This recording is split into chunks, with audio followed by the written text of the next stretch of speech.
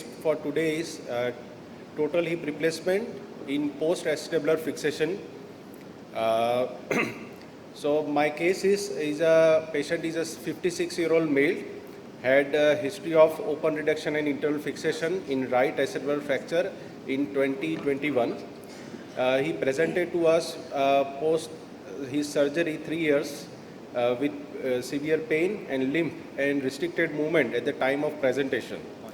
On clinical examination, he had a shortening of 4.5 centimeters. His blood markers for infections were negative, and we did an aspiration, and that also was negative. So this is his pre-fixation CT scan that was available. We got a CT scan pre-operatively, but unfortunately I have lost that images. So I'll share you the pre-operative X-ray. So this is the X-ray at the time of before his surgery. So this is actually looking at it, it's protrusio with a post-acetabular fracture. So you got a CT scan prior to your THR? We did it. Unfortunately, I've lost the CT. Okay, just a quick question. Dilbans, you would ask for a CT in this case, or would you ask for another X-ray view? I think the X-ray will be sufficient. If you get a good little view, it's not Anybody something else on the panel? it is mandatory. On the panel?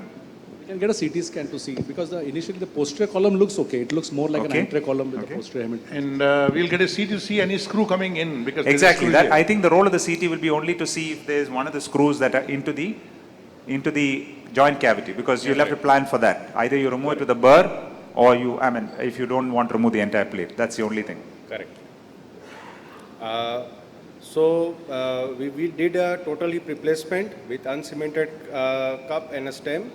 We did prophylactic 2 screws fixation in the superior 2 screws, and we had removed 1 screw from the plate. So this is my immediate post-operative X-ray. So just a quick question. You've put a lot of bone graft on the medial side and the inferior side. What was your percentage of host bone contact? Because you put 2 screws, I understand, superiorly for the cup, right? Correct. So just wanted to check on that. The fixation was very solid, but because there was a lot of bone graft, bone dust that was impacted in, as a prophylaxis we put in 2 screws just to be extra safe because of the protrusion. Anything different you would have done? Anybody on the panel? You could have made an attempt to bring down the hip center. You would have made an attempt to bring down this hip center. Would you have packed more graft and got it down? Or maybe use augments. Or it will be an oblong sort of a defect because of the anterior column fracture. So maybe in such a situation where the head is present and you're not having, augments off the shelf, would you use the head itself as a block graft? Anybody on the panel? Anil? Professor? I'll be wary of resorption. So okay. My choice will be an augment if I want to bring it down. If you want to bring it. But if nothing in hand, then I will use it. But the first choice is augments. Dr. Yadav? What I feel, this is nicely done, total hip arthroplasty, not much range of joint center. So fixation is more important. Unless you are too much high.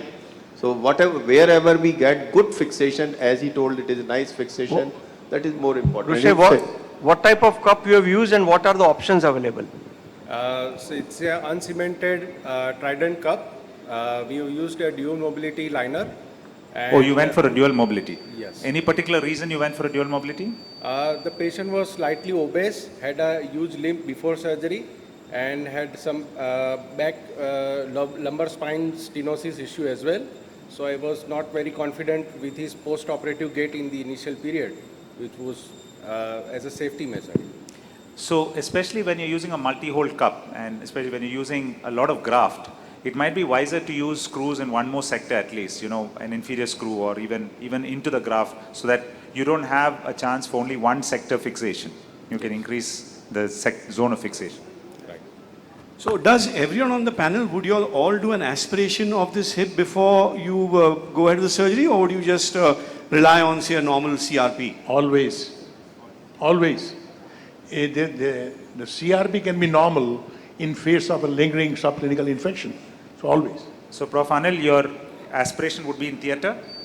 your aspiration? No. Pre-operatively. Pre-operative would be... I send it to my colleague, ultrasound guided aspiration, if there's any fluid. If there's no fluid, it's dry, then you can't help it. Then Yes, rely sir. on CRP. Dr. Pachore. Anil, I agree. When the patient has normal CRP, ESR, there is hardly role of aspiration, to be frank. I'll tell you why. Because there is a lot of data. Aspiration is very difficult whether implants are here, inside. So enough material you may not get. So if you are suspicious, yes, I agree. And always take a consent for these patients for a two-stage procedure at any cost, even though everything is normal. We have burned many times our fingers. There is another important thing. Regarding, you said if you want to use patient's own graft, they will do well. If you want to use a bone from bone bank, so they are the people who will not do well. So if you want to use and bring the normal center, you can use autograft. They do extremely well. Yes, Dr. Gross, you had something to say. Yes.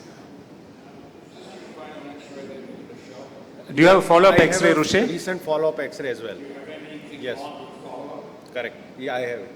I'll share it. So this is the X-ray that we got last week before for this presentation.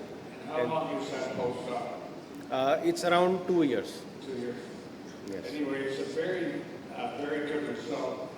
The only thing that I would be worried about, if you look at the obturator foramen and compare it to the other side, you can see it's not the same shape, which would make you very suspicious of a pelvic discontinuity. And if I found the pelvic discontinuity at the time of the surgery, this would be a very good indication for calculation. The other thing is I would congratulate you on being able to do this without taking off the greater trochanter. But I would recommend in a really difficult pelvic reconstruction like this, trochanteric osteotomy makes it much easier and much safer.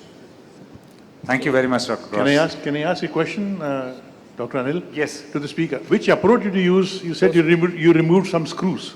Posterior. Posterior. How did you remove those screws? We just pushed it from one side. It was negatable, so we could get it out with just a curved large artery. It was easier to remove. It was loose.